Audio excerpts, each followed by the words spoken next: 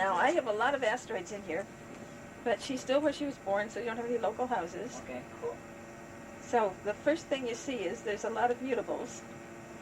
You've got Gemini up at the top, and Chiron's in the 9th house. So Chiron's like Jupiter in its own house.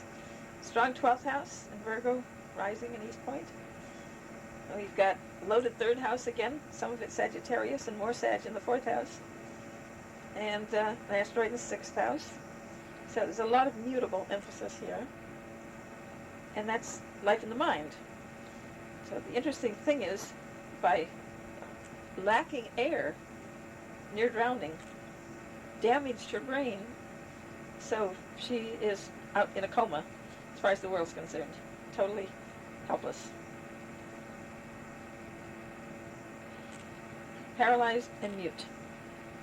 Of course, not being connected with the real world, so to speak. But the interesting thing is, look at that. Mercury is trine the ascendant, which it rules. So there's also a really strong harmony pattern there with Mercury. Well, she's got all this conflict, and the south node is exactly on the 4th house cusp. So that's potentially like a double moon, and that can either be the mother caring for the baby or the baby caring for the mother. In this case, it's the baby who is totally being cared for by her mother in her home. And the weird things happening around her, she's not healing anybody. Weird things are happening around her, and people are being healed. They are. Yes. Okay. She is surrounded, her mother keeps her surrounded by Catholic things, pictures, statues, chalices. She's surrounded with this totally spiritual atmosphere, Orthodox Catholic. Masses are said regularly there, where she is. And all kinds of things appear. Oil appears, blood appears, tears appear in the faces, the eyes of paintings. The oil may appear in chalices or may run down the walls. Blood may appear on the communion host when they have communion in her presence, and on her body, and healings happen around her.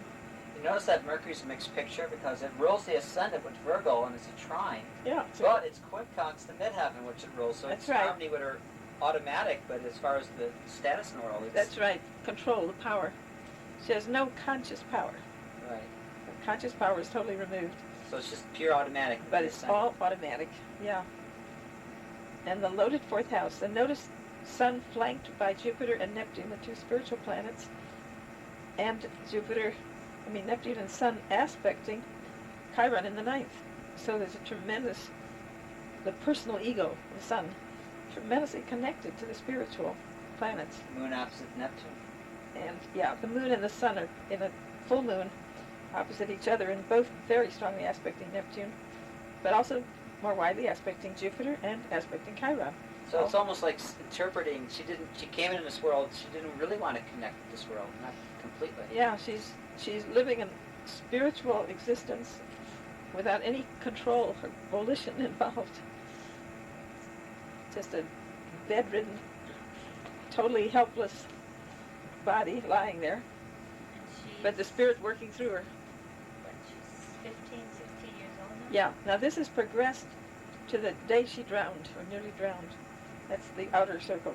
August 9th, 1987, when she was only 4 years old. So again, this would be a wonderful case because there are no choices, except what you would call an inner choice. This would was you certainly say not a conscious choice, and I only use the word choice for conscious choice. This was a result of her character becoming her destiny. There was no conscious choice involved. No. Let's examine this a little, Zip. But subconsciously, if you want to expand the word choice to include subconscious habits, it looks to me like she came in to be spiritual, and but consciously, I do not believe that I would call it a conscious choice. Would you say that there was like an inner decision? No, I just wouldn't use those words which involve volition and choice. Her inner self. In other words, you came in where you fit, right? So you know that there's a directing power. Yeah, I would say her habits, and that's to be a spiritual person. This is a very spiritual chart, and her habits put her where that could happen. Well, let's examine just one more degree then. Mm-hmm. Would you? Okay, we're talking like in terms of personality, because we're changing personalities every lifetime, so to speak. Well, I think habits don't change that radically. except when people really become conscious and make an effort. Mostly there's a huge amount of continuity, I think, from life to life. Okay. The habits just keep going until we really make an effort to change them. So you don't think that we have a higher individuality that directs these? I mean, No, that that's the projects out? Hindu version, which I don't buy. Okay. I'm more the Buddhist version, which Okay. is just all we are is a process of ongoing habits that keep changing gradually over time Okay. and over many lives. But it's a constant process and flow of habits. So you don't believe in a higher aspect of yourself that's saying, I want to experience this kind of life. Yeah, no, I don't buy that one. Okay, I'm just curious. Mhm. I'm curious. That's I interesting. know a lot of the gurus teach that, and that's never made much sense to me.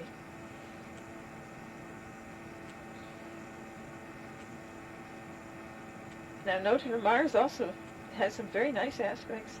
It's in Libra, in the second house, trining that midheaven, the node, and Vesta.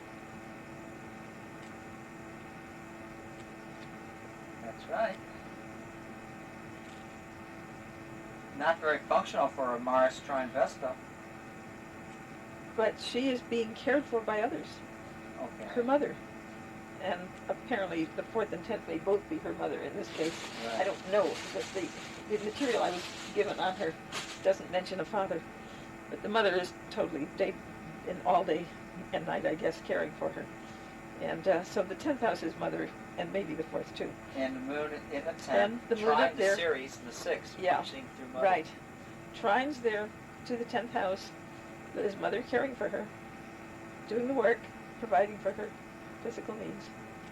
It'd be fascinating if you were in a class sit and say, tell me what you think about this person without getting any information. Without giving any information, you would not expect what is the case. I know. And look, there's also a grand trine in fire, Right. but it's in water houses, remember? Right. Look at her stellium and Sag in the 4th. Her Juno is in Aries in the 8th. And her anti-vertex is in Leo in the 12th. Grand trine close. In fire signs in water houses. Intense emotionality.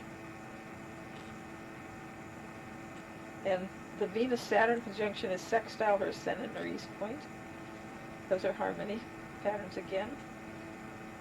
So there's pretty much harmony in this chart. There really isn't that much conflict in the chart. If you didn't have the progressions, which I think would be crucial in With or determining- without the progressions, you would not expect this chart to end up the way she did. you couldn't see that there was a possibility of like coming in where you would have this sort of a situation in general. You could say there's a potential of a danger period. Now, you know, solar arcs are a system of adding 1 degree to everything. Right. You add 3 degrees to 4 degrees to everything. You've got Saturn going over Venus. You've got Uranus over the South Node in the 4th house. You've got the Sun coming into Capricorn. And her natal part of death is 1 Cancer. So at the time this happened, her Sun was opposite her part of death. Part of death is D in a circle for the symbol. It's 1 Cancer, 27 in the 10th house.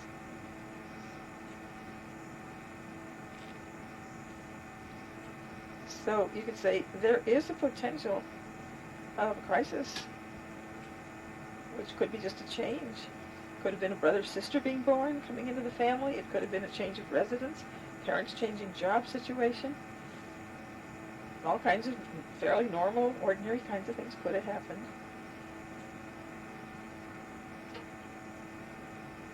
Midheaven was on Vesta, progressed midheaven on Vesta at the time.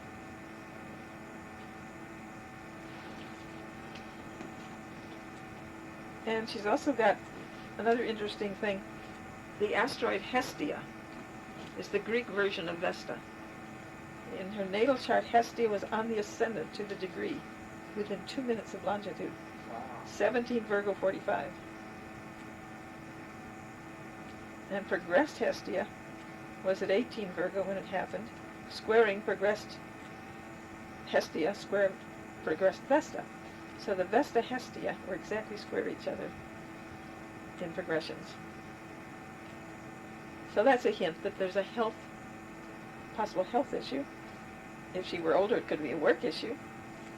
but a Virgo issue of some kind.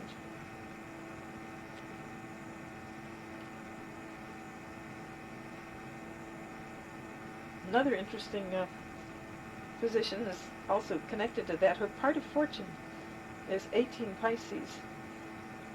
So Hestia, Vesta, and the progressed midheaven are all making a T-square with the natal part of fortune. Now, most astrologers interpret the part of fortune as good luck. Right. I do not. Yeah. I interpret it as Draw from the past. habits from the past, another moon, so a health issue, and the ability to function in the world. A Virgo issue is the ability to function effectively in the physical world, in a job or in your body. And clearly, Hesta and Vestia, and the part of fortune, and the midheaven were all speaking to that. Of course, the very fact that Mercury does rule the ascendant, it is quincunx to midheaven, would be a pretty good indication, too, of That potential a problems. change of some kind. It isn't necessarily a problem. Quincunx doesn't have to be negative. Well, no, but But since it's it rules the different, ascendant, going in a new direction. since it rules the Yeah, and personal the ascendant body. is square the midheaven. But Mercury, notice, had turned retrograde and was back within 1 minute of its natal position. So the potential of a change in her mental activity, or physical, as a ruler of the ascendant. That was there too, Mercury just coming back to its natal position.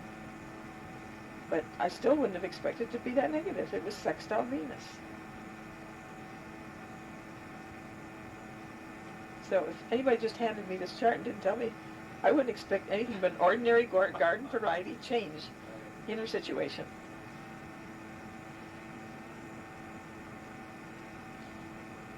Now, you know, there are Arabic parts you can do, like the part of fortune, where you add the ascendant to the planet and subtract the sun. Yes, right. Right. Well, if you do that to her Jupiter, it's at 13 Virgo, right on her east point. That again says this identification with a spiritual life. East point, like an ascendant. It's interesting to try to figure out what her beliefs were before this accident. Yeah, at the Because age then of, we'd say, well, what do you feel about this physical universe? I mean, do you feel you can express through it, function through it? I mean, do you feel like you're separated from it, that you'd yeah, rather not be here? yeah, I mean, does anybody the know about her? suggestion, no, we have no information on that, but the implication I would get from the chart is that she wasn't very satisfied with the physical world and opted out. There's another asteroid, Urania. It's like Uranus. Mm-hmm. That's right on her Mars within 1 degree. It's at 17 Libra and 16 minutes.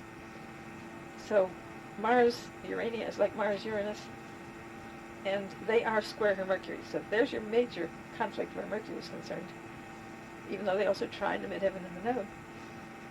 But the Mercury square to Mars Mercury is quincunx. and Urania is a runaway potential aspect. Like, I'm not satisfied with the way things are. I want it different.